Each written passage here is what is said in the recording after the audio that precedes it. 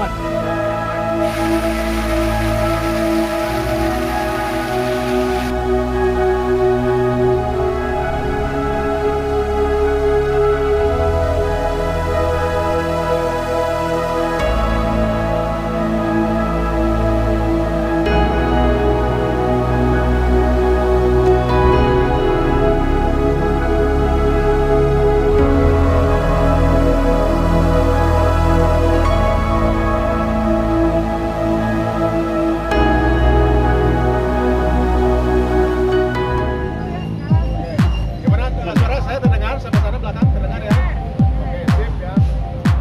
Teman-teman semuanya, waktu menunjukkan pukul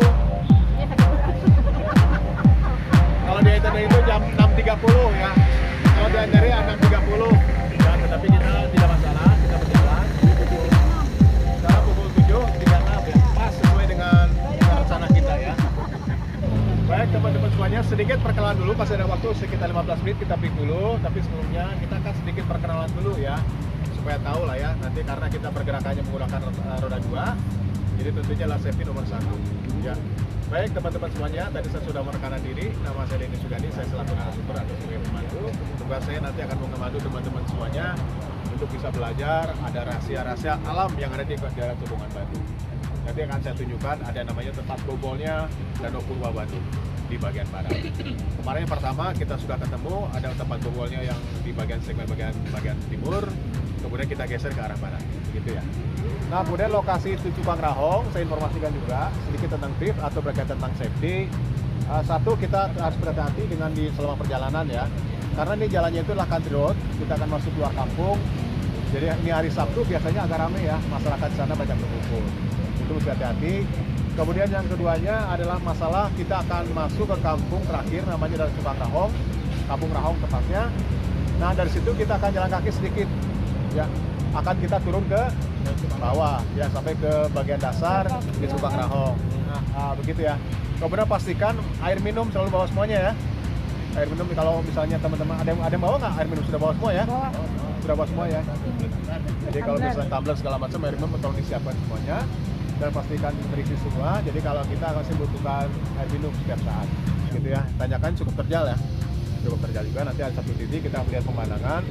Nah, nanti akan kita disuguhkan dengan pemandangan luar biasa. Kita akan membahas tentang morfologi Sokongan Bandung di bagian barat, termasuk daerah wilayah Saduli.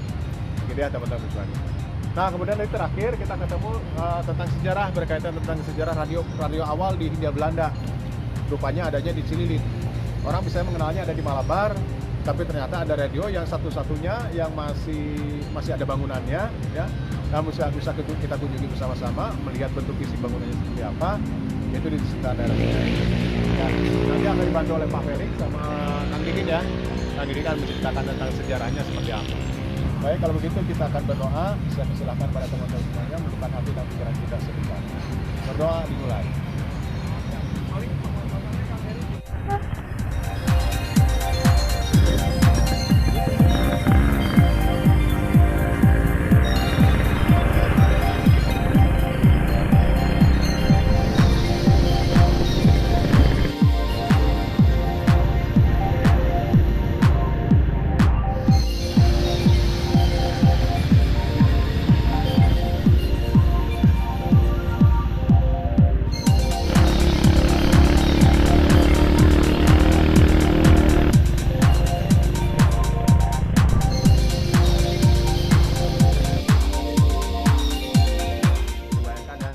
Saat ini berdiri di atas daratan, dulunya itu di bawah lautan. Kemudian terangkat ke arah posisi utama. Di belakang terdengar suara saya? Ya, terdengar ya. Ya, begitu ya teman-teman ya. Jadi kita ada posisi di sini, namanya Batu Jajar di bagian belakang sini. Kemudian ini Saguling. Nah, kenapa Saguling tidak terlihat? Sagulingnya ada di balik bukit ini. Ya, nanti kita ketemu dengan Saguling. Begitu.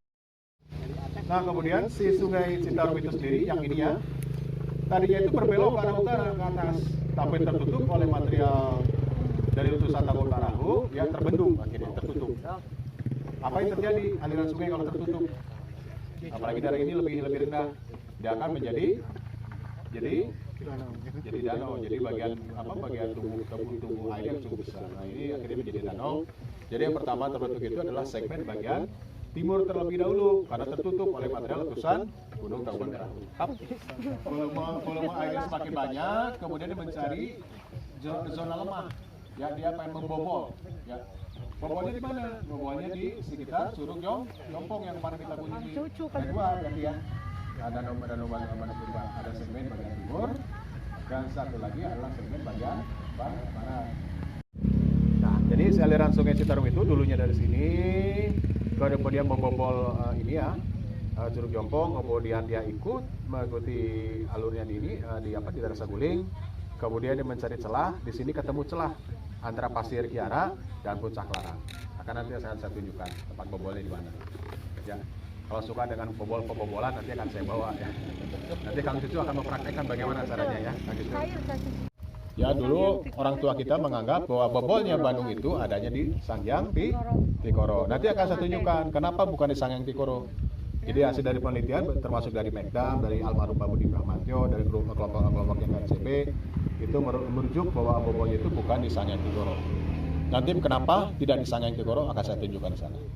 Ya, biar penasaran maksudnya. Sampai 6.000 tahun yang lalu kedua-duanya kering gitu.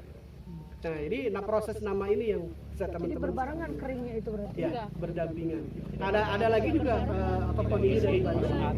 Artinya ada juga danau air yang tenang tapi cukup menakutkan. Itu arah arti kata Bandung. Dan ini berkaitan dengan danau. Bukan bendungan saja ya berarti. Bukan hanya bendungan saja. Hanya bendungan. Bandingan. Ya, Saling berhadapan. saling berhadapan, berdampingan. Ngabandungan. Antara timur dan barat. Ya ngabandungan. Kira-kira itulah tambahannya ya. Jadi buat teman-teman yang biasa guiding, sekarang kalau bilang apa sih Bandung gitu kan? Ulah kan dongeng sangkuriang deh, Nah, itu. bosen. Sekarang ada dasarnya, kita ada basicnya daripada geologi gitu. Oke. Ada mungkin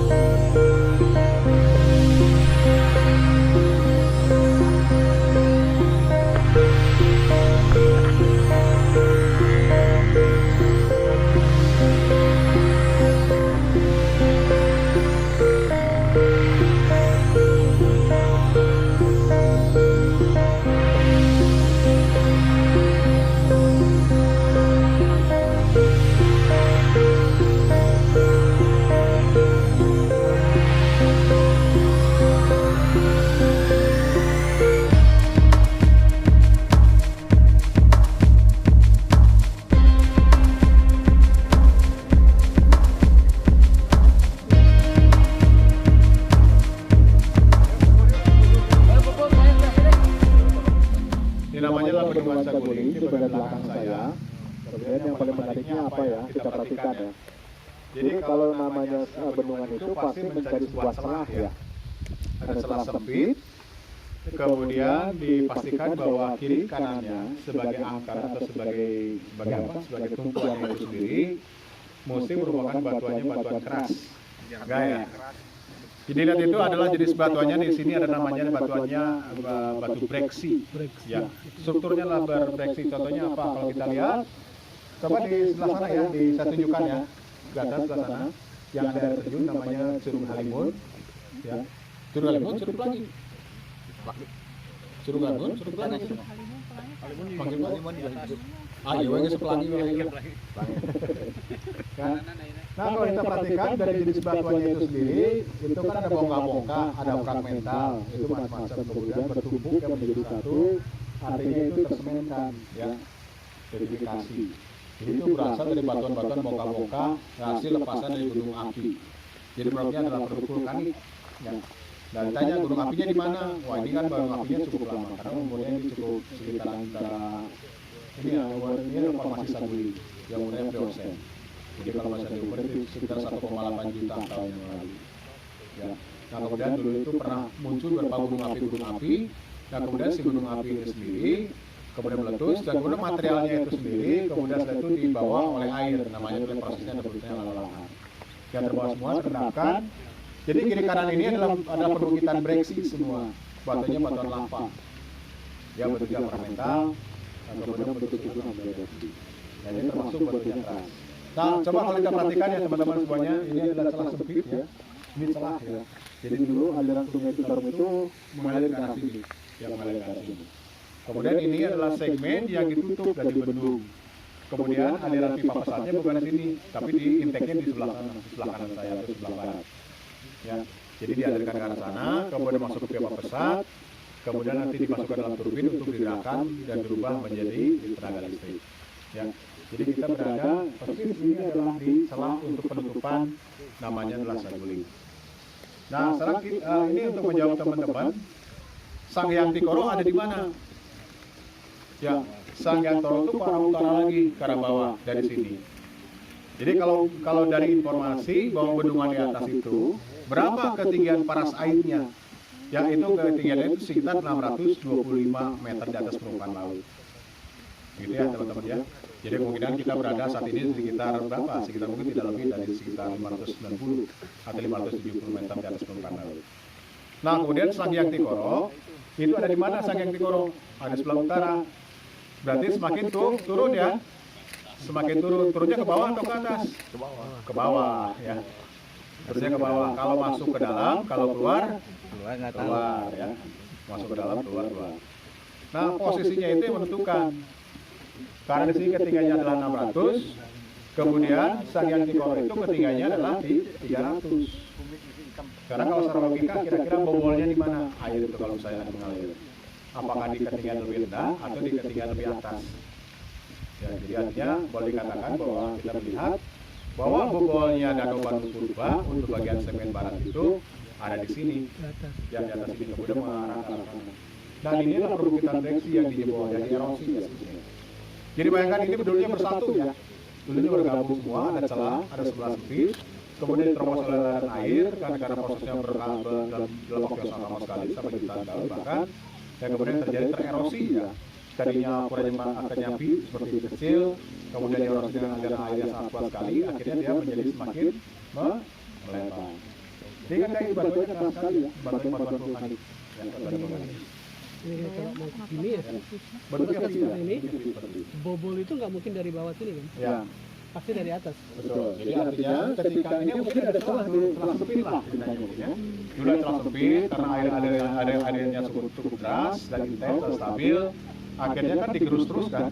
Itu semuanya proses erosi. Jadi dinding-dinding ini semuanya akan jatuh semua. Nah, maka perhatikan bentuknya adalah seperti ini, tidak tegak lurus tapi bentuknya seperti ini. Jadi menandakan bahwa ini dierosi oleh aliran air. Nah, kemudian ketika sudah bergerak aliran airnya ke arah bawah, ke arah utara, kemudian yang terjadi itu adalah proses erosi ke hulu. Ya, jadi dari sana itu menarik terus, mengerosi terus, akhirnya sampai ke bagian sana. Begitu ya teman-teman semuanya. Jadi kenapa dam itu ada di sini? Jadi alasannya adalah satu, karena batuan yang kiri kanan itu sebagai batuan penyangga itu batuan keras semua. Gitu ya, namanya batuan breksi. Jadi kalau yang mau ngetes ini batunya keras atau enggak, silakan ya coba. Coba digigit ya. Jadi Sanghyang Tikoro secara geologis bukan tempat bobolnya Danau Bandung segmen barat, bukan ya? Karena posisinya lebih tinggi. Ya. Sedang Sanghyang Tikoro di bawah sekitar 300-an, 300 meter. Jadi kan ketinggiannya berbeda sampai 200 sampai 250. Jadi secara geologis bahwa di sinilah tempat bobolnya. Ya, di antaranya ini ya, di antaranya bukan di sini. Jadi nanti kalau kita lihat geser lagi ke Subarnao, kita akan melihat bukti jelas, ya, bukti koler. Pertama gebrak gitu. Ya, di situ. Kuman tadi gebrak. Pertama ngegebrol. Kituna gitu. Ya. Lahiran dari situ. Bukannya bukan tunjuk. Jadi bukti bobolnya itu kita akan lihat. Jadi memang ini termasuk memang memberikan kontribusi bahwa aliran air sungai Sigak itu dari situ.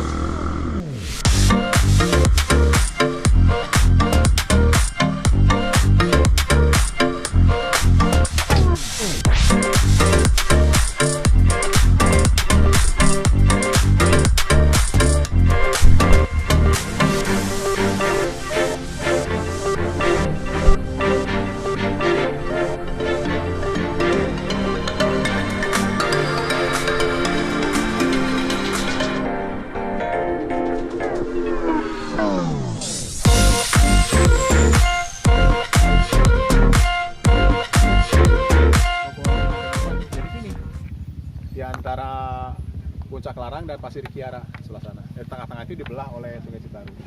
Erosi. Artinya dulu mah morfologinya tidak lepas seperti ini. Iya. Tapi dia menyambung. Bobol yang pertama ini. Enggak, yang bobol bagian barat. Oh, bobol bagian barat. Ya, di sini ini. Ini yang dibobol, ini ada perbukitan. Puncak Lara. Ini formasinya formasi saguling. Batuannya apa di antara breksi? Puncak Larang sama pasir apa? Pasir Kiara. Pasir Kiara. Puncak Larang dan Pasir Kiara. Ada di bawah sini nih, ada di bawah sini. Video. Ada nanti di bawah sini. Kan pakai YouTube kan? Ada di bawah sini. Gitu ya. 800 meter itu ya. Ini yang sebelah kiri. Oh, kiri. Nah, sekarang jadi tempat camping sama warga di sini. Buat tempat camping. Jadi dari situ bisa melihat yang namanya kota Cianjur kelihatan, terus kemudian si aliran Citarum juga kelihatan semua. Nah, bobolnya di mana? Bobolnya di sini. Ini bobol ini. Jadi bisa jadi ini memang ada celah tetapi tidak besar. Akhirnya digerus oleh erosi, proses erosi. 720. Nah, sekarang kita akan langsung masuk ke gambar kecilnya seperti apa.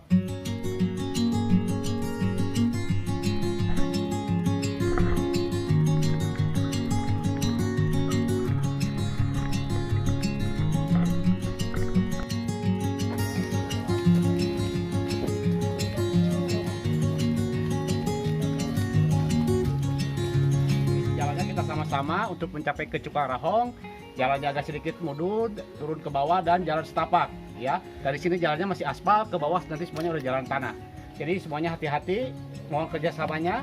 Ya, sepatunya dari sekarang dibersihin dulu supaya nanti pada saat turun tidak begitu licin. Itu mungkin informasi yang bisa saya sampaikan. Informasi selanjutnya mungkin akan disampaikan sama Kang Denny. Nah, sekarang kita akan melihat bukti bobolnya Sungai Citarum di bagian hulu. Kita akan lihat ada sebuah celah sangat sempit sekali untuk melihatkan bahwa ternyata luar biasanya kekuatan air dan kedua keteguhan ya, karena waktunya sangat lama sekali. Jadi kalau boleh dihitung itu sekitar 16.000 tahun yang lalu dijebol dalam waktu yang sangat lama sekali sampai 20 ribu. Ya, kalau gitu kita bergerak. Yuk, Bang Sobar, belakang ya, siap ya, mantap ya. Nanti pergerakannya saya di depan, Mang Ip tengah, Bang Sobar belakang sama Mang Didin ya. Siap. Pengen nyapu. Yuk ikuti Bang Denny semuanya. Kasih jarak ya. Jadi di depan mau dibantu ya jalan.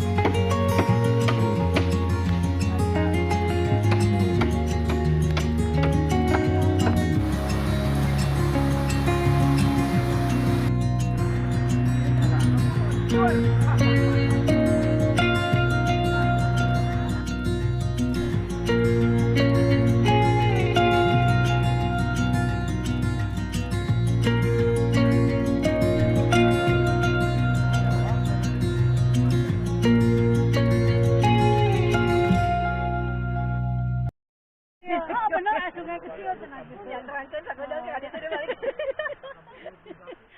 Ayo makan dulu lagi ya. Ayo udah.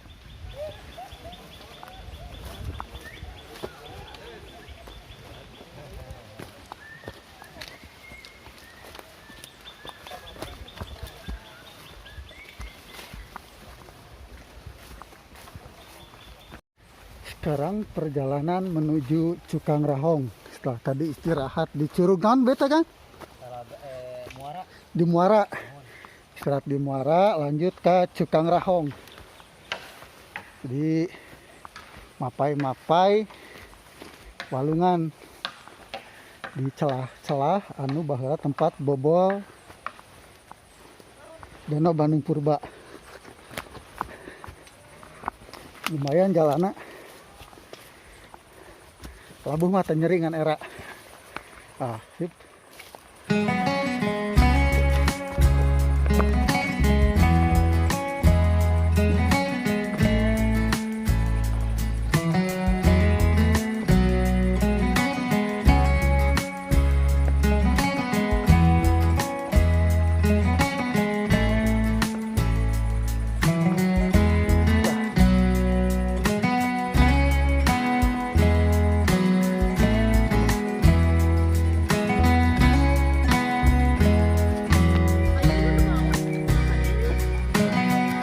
Selama pakai sepatu Bukan bayar. pakai di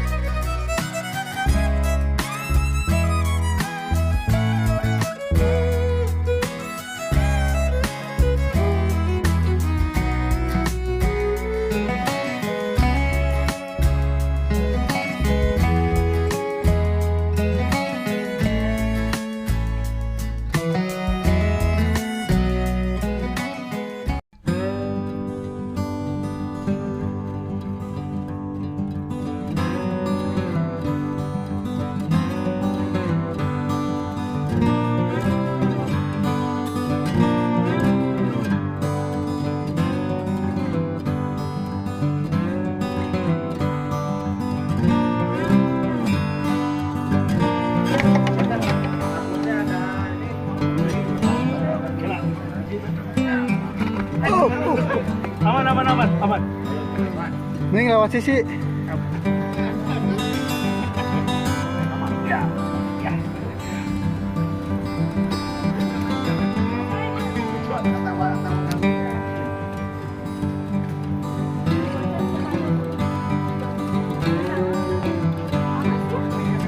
Bu, bisa batunan bu.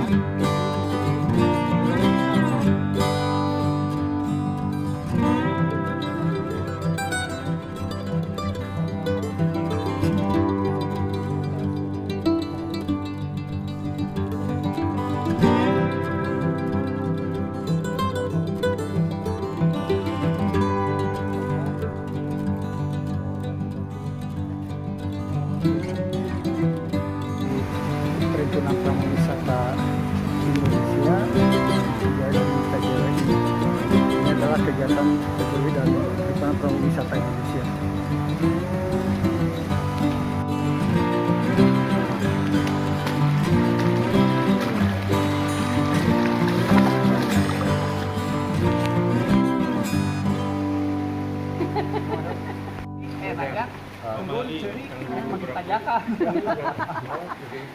Nah, ini kita sekarang ini ada di daerah Cukang Rahong. Jadi di belakang saya ini ada dua tebing terjal ya.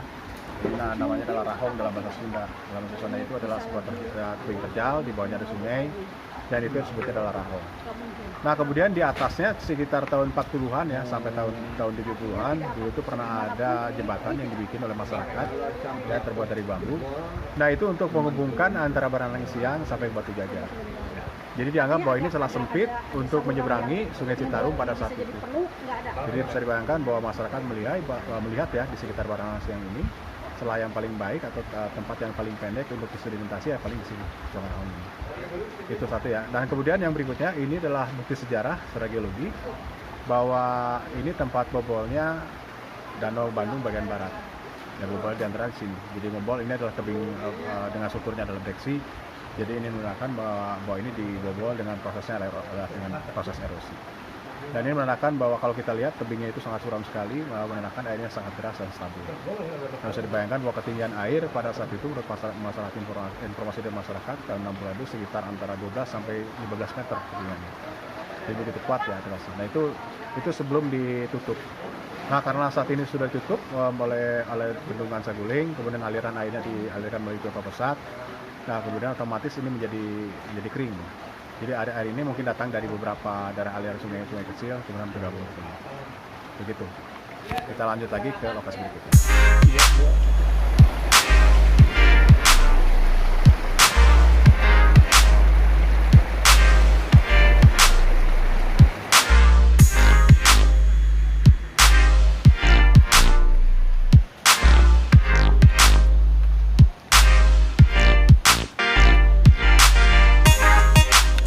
Manin belakang manin ya.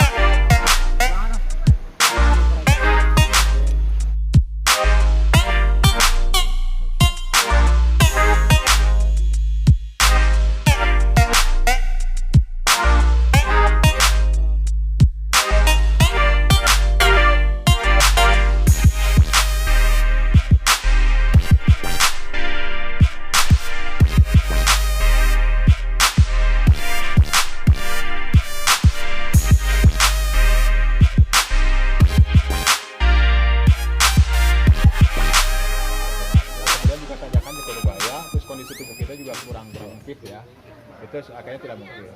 Terus kalau ke radio juga sama, kelihatannya lebih gelap ya, karena kan lokasi di sana itu tidak terurus oleh masyarakat. Jadi mudah-mudahan kalau misalnya teman-teman setuju semuanya, kita sudah di sini, kita kembali pulang ke rumah masing-masing. Tapi dalam perjalanan kita mampir dulu makan bareng lah. Sekarang kita nanti Pak Dikin kan masih punya hutan cerita ya tentang kolonial yang ada di